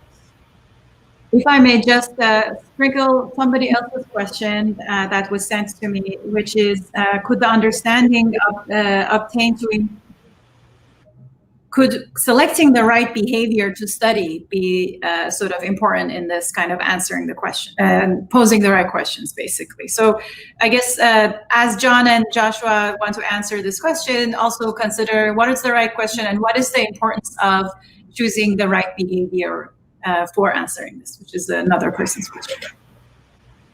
Thanks, Adam. So I would say, kind of following up, Konrad's answer was, I think, mostly about feasibility. Like, you have to be the kind of person that can answer it well. There's two other dimensions from my perspective. One is the impact. Like, just because you can answer it doesn't mean it matters, right? I mean, you'd like to answer a question that will save 1 billion people's lives. And then the third dimension is intrinsic motivation, which is that what you really want to invest your heart and energy into? Because answering these questions will take years. And you're going to sit in front of your computer or by yourself, and you're going to be up all night writing grants or papers. And if your heart's not into it, maybe find a different question. So I think those are two other criteria. But those criteria don't tell you how to find a good question. Those criteria tell you how to filter out the bad ones. There's a different question of how you find the good ones. And to that, I think the answer, it's a bit of a cop-out, but it's just be curious about the world. To give you one concrete example, the other day I was walking and I saw, you guys know what cicada killers are? It's kind of wasp. And it's amazing. This wasp, it stings cicadas in the air, paralyzes them, brings them back to its nest, plants its seeds in them, and then the baby cicada killers eat this paralyzed but alive cicada from the inside out and then fly away. And I saw a cicada killer come and like stab a cicada and paralyze it and bring it back down into its cave or whatever. And I just thought, that is amazing. I have no idea how this wasp, it's got like 100,000 neurons. It's a trivial amount of neurons. Like, all of DeepMind's and OpenAI's neural networks have way more neurons than this. They happen to build them on a mainframe, which probably weighs 500 tons, and it took the amount of energy that it takes to, say, run a car for 5 years to solve like MNIST or whatever. But maybe Go, whatever the problem they solved is. But the point is, this little dude figured out how to navigate, fly, not get eaten by a bird, stab this guy. It's an amazing problem to solve with a tiny bit, and that's a beautiful problem to figure out. And I'm not going to do it. Maybe Ida can do that. It's more her kind of thing. But the point is just being curious about the world, I think, inspires us to ask questions, and then we can filter out the ones that aren't going to be that impactful or interesting. But I would just say to that is that, I actually thought your WASP example, Josh, was trying to explain what universities do to postdocs, but you actually meant it concretely.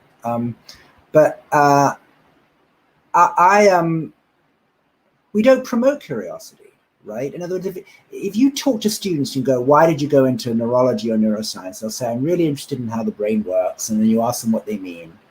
But then they're forced to join a lab, and then they're put on a technically difficult question like, let's clone this receptor or something like that. And by the time you're in the trenches with those details, working on a particular problem, your question that was quite idealistic along the lines of yours recedes in the rearview mirror of your life, right? It was your interview shtick rather than something that was going to be kept alive. And then you get interested potentially in your horizontal work, cloning that receptor or recording from those neurons, and your vertical aspiration fades away, right? And you may actually find yourself saying, this particular kind of horizontal work wasn't really what I kind of wanted when I first voiced my vertical dream, right? But because you have to get a job, and because you have to publish, and because once you start on one thing, it's too difficult to change course, you begin to lose sight. And I think that's the problem, is going for a walk in a park and watching a wasp torture a cicada. It's just not what we promote in our students and our junior faculty. I mean, so it's fine to say it, but unless we create an environment where that's allowed.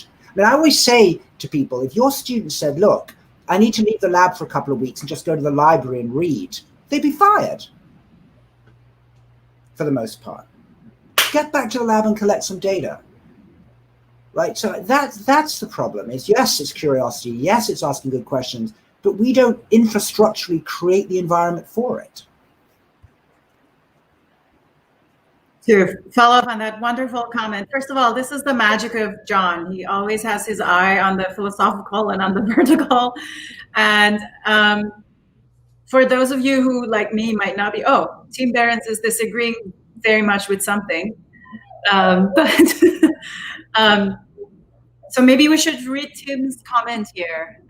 Totally disagree that everyone should work on different questions. By far the fastest progress I have seen in the field I work in has come when several people have been tussling with the same ideas.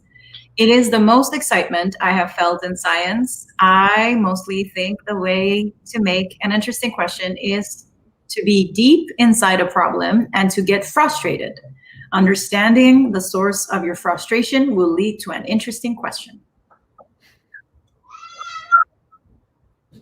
Any comments on that other than Konrad's kids? I mean, like, I agree with Tim that if you're all lonely, then it's hard to make progress because you require other people to bounce off by ideas with. But I have not really ever experienced that. So like anything that I've ever seen people study, including probably those cicadas being tortured, attract, as soon as they attract someone, they attract like a small group of people. And it's good to have at least a small number of people, but like I often rather see the opposite, that the groups are like much too big, asking more or less exactly the same questions. And like, yeah, you want to have like this intellectual ping pong where like you give someone an idea, they give you a better idea back. But like, that's not like how I perceive most corners of neuroscience. I think Tim is absolutely right when you get that mix correct, right? That wonderful feeling of team spirit. It's a big question. Everyone can take a bite out of that big apple, right? But, you know, you should go to some tenure or promotion committees where people say, what's the unique thing that only this person has done that isn't like everybody else? So in other words, obviously, if there are big, juicy questions, then team science is wonderful and it's incredibly nourishing and fun, but there are unique environments for that and we need to have more of them. But I can assure you it's not what promotion committees want to see, that this person worked really well with others, shockingly, right? So it has to be a big question that everyone can feel that they can contribute to. And maybe if it was an idea, like you say, rather than a technique in search of an idea, it would work better. I was going to add to that I think I'm part of that small sort of field that is very much honestly happy with each other that Tim is talking about. And I think that it's a very fortunate subfield, but there are a lot of other subfields in neuroscience where someone was mentioning earlier in the chat, they're very much of a boys club. So the barrier of entry in the kinds of fields where there's a lot of people working on a topic for a while, especially for people who are, you know, from historically marginalized groups, the barrier is a lot higher. And the ability to innovate there, getting the resources and everything is a lot more difficult sometimes. So I think that there is an issue here of what John was saying with regards to having an environment that's more sort of supportive. Another aspect of it that I think is important is if we have subfields where they get where they have a sort of historically boys club flavor to them, that just it's harder to do anything in them, be it innovation or even being the, I mean, there's no option other than being the cicada, I guess, which is not a great thing. And I think that that's something that a couple of people were mentioning earlier in the chat. And it's something that, you know, we're hoping that this salon is going to address issues of such nature as well. And hopefully it will open up stage for a lot of people that haven't been classically represented when we talk about particular topics in learning. There was one question from someone in the chat wondering why we've drifted so far from how would a neuroscientist explain a microprocessor.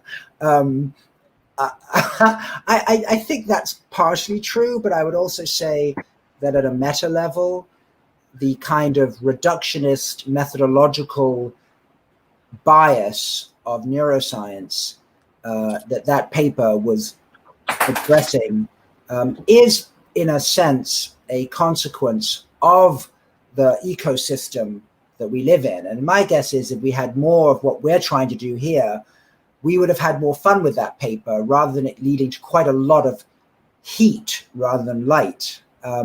So I hope that the link is that more of this kind of back and forth, more of a chance, by the way, of the authors to defend themselves right in front of their peers, would make people realize this. It's not just an attack. It's actually something quite interesting, and we would all learn from it rather than just over defending. So I think there is a link between the meta discussion and the paper, and I'd like to guess that Konrad kind of wanted this kind of discussion when he and Eric wrote this paper. I think this is, I mean, unless I'm wrong, I think he would have liked to know that this was coming. Absolutely, and it's interesting that Josh already made that comment. So he wrote a papier critique of our paper, and he sort of says, like, you're so mean. You're frustrating the early career researchers by telling them that neuroscience is hopeless. Where in reality, this paper is meant exactly the other way around. It basically says, when you're born into neuroscience, you see this huge orthodoxy where people have asked the same questions, often without thinking very deeply about it. There's all these things you can do to get out of this problem. And in a way, it makes the opportunity going forward better. So in that sense, like, yes, I welcome these discussions, and like, maybe it is. I mean, like, I don't know how the ERCs here on the channel feel, ECRs on the channel feel. No, like, some people will be like, yeah, that's so frustrating. Maybe I want to work somewhere else, and other people will be like, yeah, this is like what I want to like deal with. And like, we'll have to see which factor is bigger.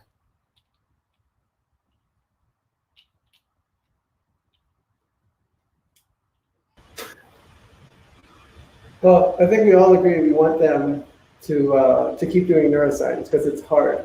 And maybe the question that we've been answering the last hour or whatever is not can a neuroscientist, but can the field of neuroscience understand the brain? And I think we all think, to a certain degree, we can certainly make lots of progress, and that will require lots of different people working together. I think basically everyone will see that. And there might also have been a slight misreading of like what we meant. The question, the paper is not about neuroscience is impossible.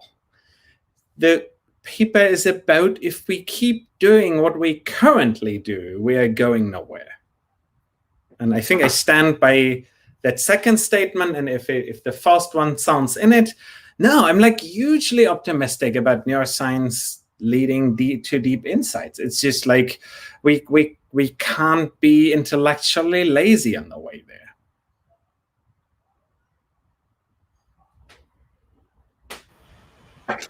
Okay, guys, I've got to go to lunch to dinner with my family. Thank you so much. Thanks so much for organizing this. This is a huge service to the community. This will be awesome. Thank you so much for being our first inaugural guest. Thanks, Konrad. I hope you don't feel like you're walking off too bruised. We all do. Looks okay. Okay, guys. That's fine. Good night. Ciao. Bye. All right. Does anybody want to do an outro? Any closing words, summaries? I think it went great. I love it. And we'll post about who's next, right? And yeah, and maybe talk offline about how to post the papers that were in the chat and references and things like that. and then be open to suggestions how to improve it. Exactly. If you have any suggestions, please let us know. We just started this out, bless you. We just started this out, and so that's why I guess it hasn't been sort of announced for the next speakers. We're just sort of in the process of finalizing that, and we will announce it. If you have any suggestions, let us know. Many thanks to Kanaka and Brad, without whom we wouldn't have been able to manage the wonderful chat that is going on. And yeah, I guess see you guys next week, hopefully. Thank you. Thanks, everybody.